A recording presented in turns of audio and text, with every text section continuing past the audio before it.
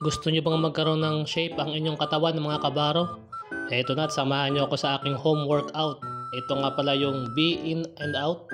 Kung tawagin na home workout. Yan, ginagawa ko lang yan 10 repetition.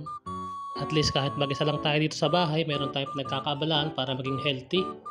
Nang sa ganon, maging malakas ang ating pangangatawan. Sundan nyo lang ako at gayahin. Ang next naman natin dito ay Russian twist. Ito, mapaganda rin ito sa katawan, sa ating abs.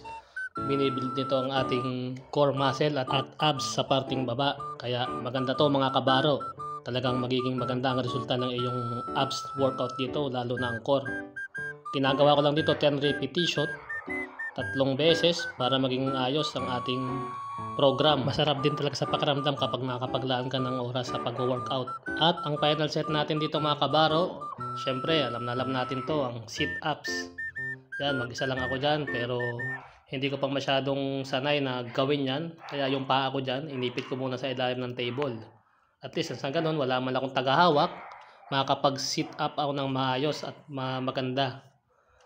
Pero nai-hit ko naman yung target ko habang nag-sit ups ako. Kaya okay pa rin yung ating program. Masasabi kong ayos yung ating ginagawa. Kaya mga kabaro, gayahin nyo na ako. Tara at mag-workout tayo at magpalakas ang ating katawan. Habang wala tayong ginagawa sa bahay, papalo na aking page. Salamat!